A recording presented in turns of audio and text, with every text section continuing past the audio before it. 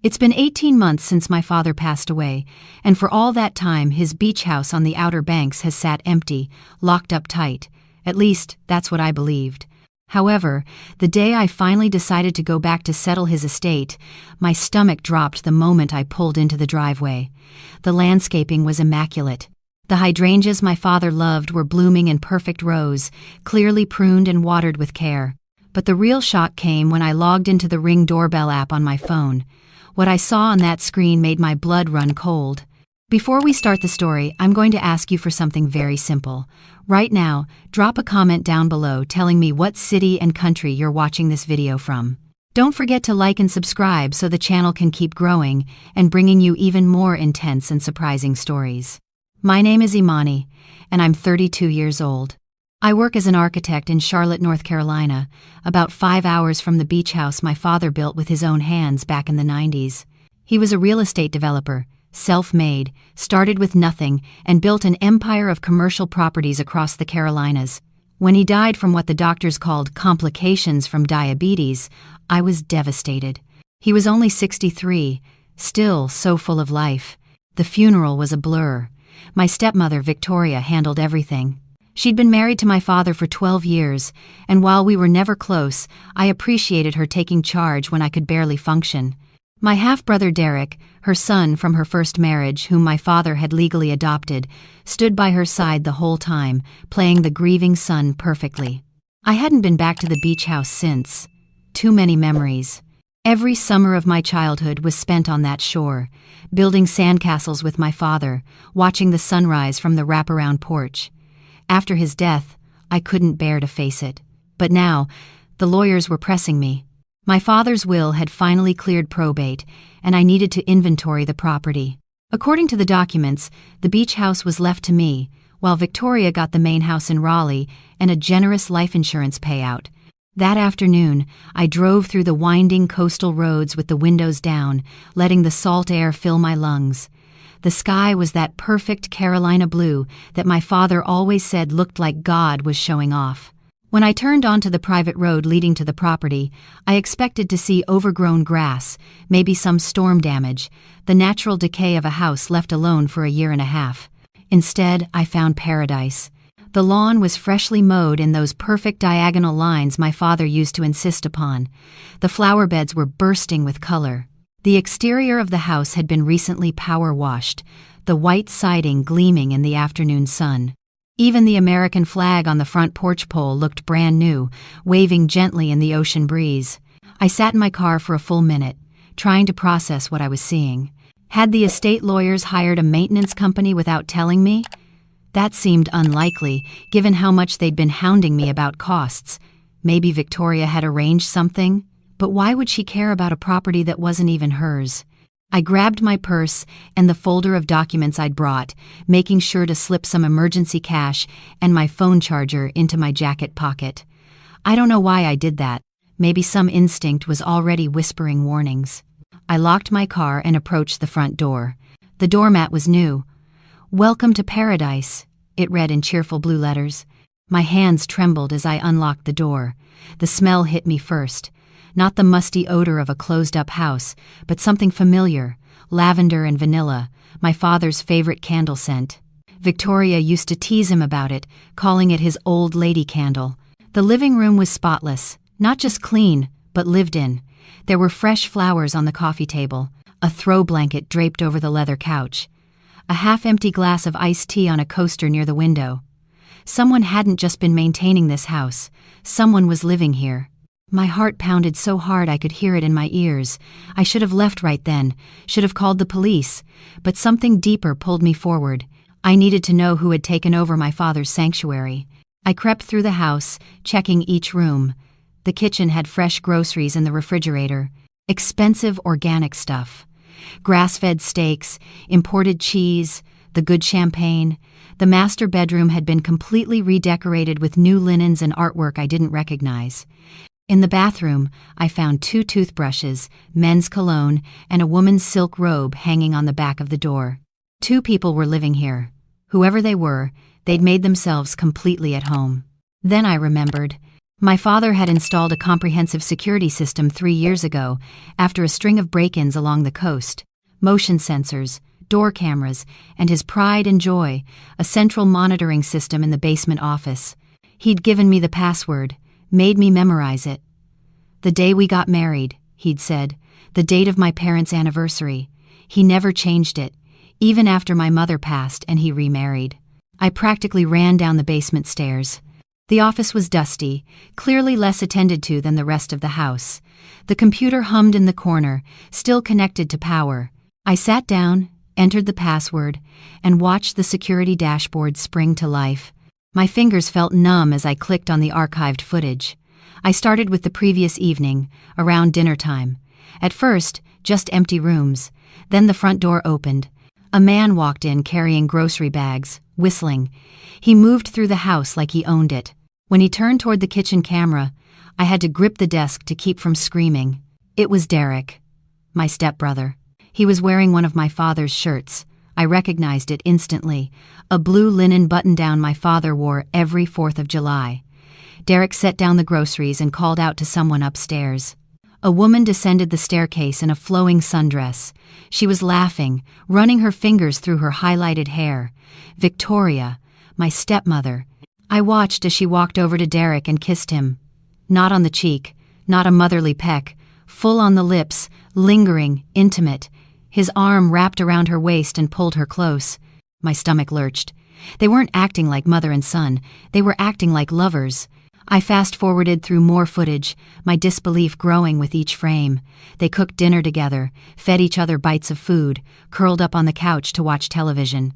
At night, they went into the master bedroom together and didn't come out until morning. The relationship was undeniable. Sickening, but not illegal. My stepmother had married my father when Derek was already an adult. They weren't blood-related. Still, the betrayal of watching them desecrate my father's home while playing family at the funeral made bile rise in my throat. But that wasn't the worst part. I kept scrolling through older footage, trying to understand how long this had been going on. Months of recordings showed them living here, redecorating, hosting friends for dinner parties, sunbathing on the private beach like they didn't have a care in the world. I went back further, to just a few weeks after my father's funeral. That's when I found the conversation that changed everything. They were sitting on the porch at sunset, sharing a bottle of wine. The audio was surprisingly clear through the outdoor camera's microphone.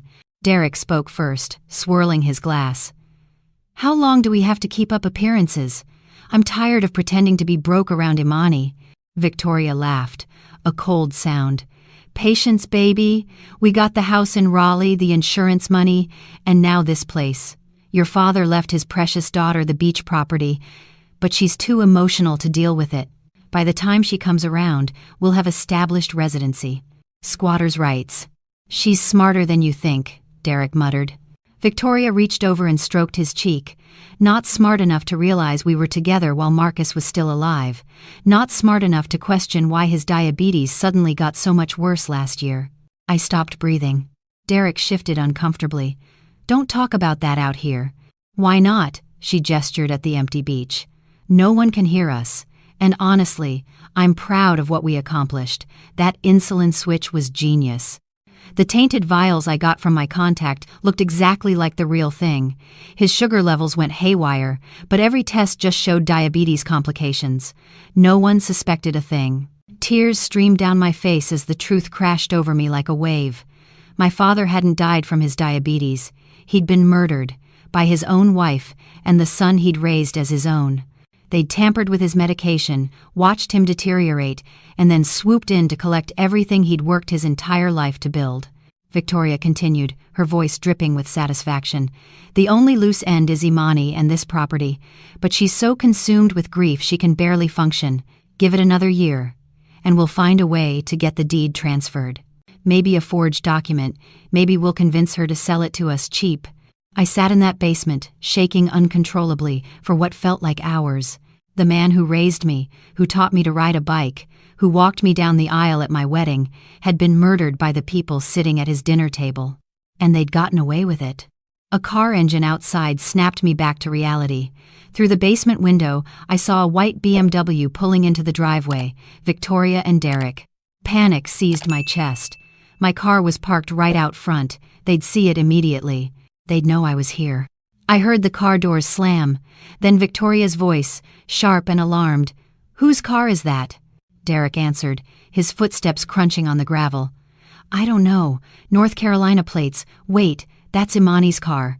The front door crashed open above me. I moved purely on instinct. I grabbed my phone, shoved it in my jacket pocket alongside the cash I'd had the foresight to bring, and looked desperately around the basement. My father had shown me something once, years ago. A crawl space behind the water heater that led to an exterior hatch. He'd called it his hurricane escape route. I found the small door, barely visible behind a stack of storage boxes. It was tight, and the darkness inside smelled like earth and salt, but I squeezed through just as I heard footsteps pounding down the basement stairs. "She's been in here," Derek shouted. "The computer's on. She saw the cameras." Victoria's voice was ice cold. "Find her. Now." I crawled through that narrow space, my knees scraping against concrete, spiderwebs catching in my hair. Behind me, I heard them tearing apart the basement, overturning boxes, checking every corner. The hatch at the end of the crawl space was rusted, and for a terrifying moment, I thought it wouldn't budge. I threw my shoulder against it once, twice, and on the third try, it gave way with a groan of old metal. I emerged into the backyard, the ocean roaring in the distance. Rain had started to fall, a sudden coastal storm rolling in from the sea. I ran for the beach, knowing the dunes would give me cover. Behind me, I heard Victoria scream my name. I didn't look back. I ran until my lungs burned, until the beach house was just a speck in the distance. I found a small motel on the highway, the kind that takes cash and doesn't ask questions. I checked in under a fake name, my hands still shaking as I counted out the bills. That night, I sat on the edge of the sagging motel bed and made a decision. I wouldn't go to the police. Not yet. Victoria and Derek had money, connections, and a year and a half of clean alibi. My word against theirs wouldn't be enough. I needed them to confess on camera. I needed them to destroy each other. And I knew exactly how to do it. The next morning, I drove to the pharmacy in the next town over, far from anywhere Victoria or Derek might recognize me. I changed my appearance first. Gone were the sleek professional clothes. I bought simple jeans, a hoodie, and a baseball cap. I switched out my phone for a prepaid burner. Then I started gathering evidence. My father's insulin came from a specialty pharmacy in Raleigh. I knew the pharmacist, Mr. Patterson, an older gentleman who'd worked there for decades. I drove up, looking nothing like the polished architect who occasionally picked up prescriptions for her father. I was just a concerned daughter organizing medical records for insurance purposes. Mr. Patterson remembered my father fondly, and when I asked him to check the records from my father's last few months, his face grew troubled. He pulled up the files and frowned. "That's strange," he murmured. "There are several refill pickups here by someone named Victoria, but I don't recall ever actually seeing her, and there's a note in the system about a complaint. Your father called once, said his insulin felt different. I assured him it was the same manufacturer, but now I'm seeing these records were accessed by someone using my credentials on days I wasn't even working." He printed everything for me, the pickup dates, the access logs, the complaint notes. He even remembered that Victoria had brought in an authorization letter, supposedly signed by me, allowing her to pick up my father's medications. I looked at that signature. It wasn't mine. The handwriting was close, but the loop on my eye was all wrong. And the date on that letter was a day I was in Atlanta for a work conference. Hundreds of witnesses could confirm I wasn't anywhere near Raleigh. Armed with this evidence, I began my campaign. The first strike was psychological. Using skills I'd learned from a security consultant friend, I accessed the beach house's smart home system remotely. My father had installed the same brand throughout, and I still had the admin password. From my little motel room, I could control the lights, the sound system, even the locks. That night, while Victoria and Derek were presumably settled in for the evening, I turned off every light in the house simultaneously. Through the exterior cameras, I watched them stumble around in confusion. Then I played a recording through the speakers. My father's voice, from an old birthday video. "Happy birthday to you. Happy birthday to you." On the camera feed, Victoria screamed. Derek ran through the house with a flashlight, looking for an intruder. They checked every room, every closet. They found nothing. I smiled in the darkness of my motel room. The next night, I waited until 3 in the morning. I turned on only the lights in the master bedroom, then played ocean sounds at maximum volume through the whole house speaker system. When they came running downstairs in terror, I locked all the exterior doors remotely. They spent 20 minutes trying to get out before I released the locks. On the third night, I sent a text message from an unknown number to Derek's phone. "Those insulin vials are traceable. I know what you did." I watched through the cameras as he read the message. His face went pale. He showed it to Victoria, and for the first time, I saw fear crack her composed facade. "Who sent this?" Derek demanded. "Who knows?" Victoria snatched the phone. "No one knows. It's impossible. We were careful." "Then how do you explain this?" They argued for hours. Derek accused Victoria of being careless. Victoria blamed Derek for not disposing of evidence properly. The beautiful facade of their sick relationship began to show cracks. But I wasn't done. I called Victoria's phone from the burner, letting it ring once before hanging up. Then I texted her from a different number. "Did you know Derek has been talking to a lawyer about immunity deals?" Within an hour, they were screaming at each other. I watched through the cameras as Victoria threw a glass at Derek's head. He accused her of manipulating him from the beginning. She called him a useless idiot who would have been nothing without her. They didn't sleep that night. Neither did I. The following week, I planted more seeds of paranoia. I created a fake email address and sent Derek documents that looked like Victoria was planning to frame him for the murder alone. I sent Victoria records suggesting Derek had a secret bank account where he was siphoning money. None of it was real, but they were too paranoid to verify anything. Trust, once cracked, shatters completely. Then, I played my final card. I texted them both from the same number. "Come to the beach house at midnight on Friday. Come alone. Bring $100,000 in cash each, or the evidence goes to the FBI." Friday arrived with the full moon hanging low over the ocean. From my hidden position in the dunes, I watched both cars pull up within minutes of each other. Derek got out first, carrying a black duffel bag. When he saw Victoria's car, his face twisted with rage. "You texted me too," Victoria said, clutching her own bag. Her eyes were wild. "You set me up." "I set you up?" He laughed bitterly. "You're the one who's been planning to throw me under the bus." "I should have," she spat. "You're weak. You always have been," Marcus saw it. "That's why he left everything to his precious real daughter." "Don't you dare bring up Imani. This whole thing was your idea. You're the one who got the fake insulin. You're the one who watched him deteriorate and smiled at his bedside." They screamed at each other in the moonlight, years of secrets and resentment pouring out. And the whole time, the security cameras were recording every word, the system I controlled, the evidence that would finally bring them down. But I needed more. I needed an explicit confession. I stood up from the dunes and walked toward them, my footsteps silent on the sand. When they finally saw me, they froze. "Imani," Victoria breathed. "How did you—" I held up my phone, showing them the camera feed. "I've been watching you for weeks, living in my father's house, sleeping in his bed, and talking about how you murdered him." Derek lunged toward me, but I stepped back. "Don't bother. This is streaming live to a secure server. If anything happens to me, it goes directly to the police." "You don't have anything," Victoria said, but her voice shook. "You're just a grieving daughter making accusations." "I have the pharmacy records," I replied calmly. "I have the forged authorization letter with my fake signature dated when I was in Atlanta. I have 18 months of camera footage showing you living in a property you don't own. And now, I have everything you just said on tape." Victoria's composure finally crumbled. "Please, Imani. You don't understand. Your father was going to divorce me. He found out about Derek and me. He was going to cut us both off completely. So you killed him for money." She started crying, ugly sobs that might have moved me once. "It wasn't supposed to go that far. Just make him sick enough to be incompetent. Sign over power of attorney. But the insulin supplier I found made the vials too strong. It was an accident." Derek whirled on her. "An accident? You told me you knew exactly what you were doing. You said no one would ever find out." I took a step closer. "There's one thing I want to know. Did he suffer?" Neither of them answered. But their silence told me everything. Sirens erupted in the distance. Red and blue lights began to flash along the coastal road. Derek and Victoria spun around, looking for an escape, but there was nowhere to go. The beach stretched empty in both directions.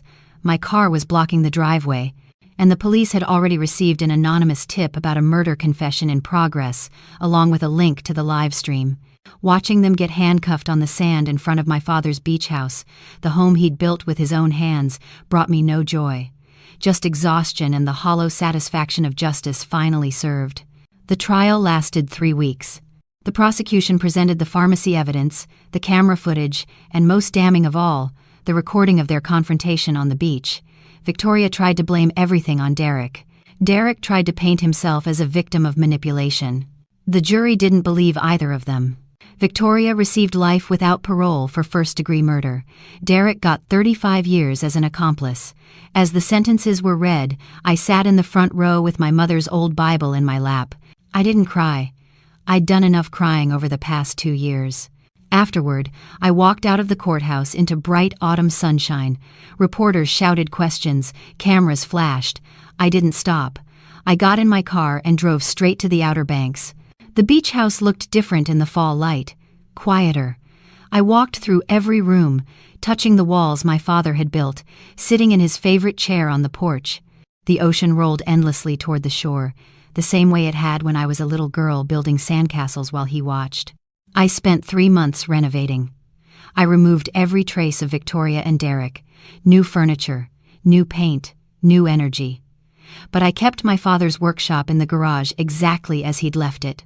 His tools still hung on the pegboard. His reading glasses still sat on his workbench. When the renovation was complete, I unveiled a new sign by the front door. Marcus's Legacy, a healing retreat for grieving families. The house that Victoria and Derek had turned into their personal paradise is now a place where people come to heal from loss, free of charge. Funded by the insurance money I recovered after their conviction and the assets seized from their accounts.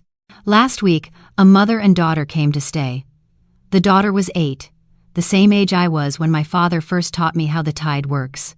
I watched her discover seashells on the beach, her face bright with wonder despite everything she'd lost. That evening, I sat on the porch as the sun set over the water. A gentle breeze carried the scent of salt and hydrangeas. For the first time in years, the weight on my chest felt lighter. Justice doesn't always come through the courts. Sometimes it comes through patience, through intelligence, through refusing to let evil have the last word. Victoria and Derek thought they were smarter than everyone. They thought grief made me weak. They were wrong. My father used to say that the ocean has a long memory. It takes and takes, but eventually it gives back what belongs to you. Watching the waves turn gold in the dying light, I finally understood what he meant. If you made it to the end of this story, I want you to confess it in the comments. Type the word justice so I know you're here with me until the very last second. Did you like the story? And which city are you listening from? Let's meet in the comments. If you like the story, you can support me by sending a super thanks so I can keep bringing more stories like this. Thank you so much for your sweet support. I'm looking forward to your comments on the story. On the screen, you can see 2 new life stories that I highly recommend. There's so much more on my channel. Don't forget to subscribe. See you in the next life story with love and respect.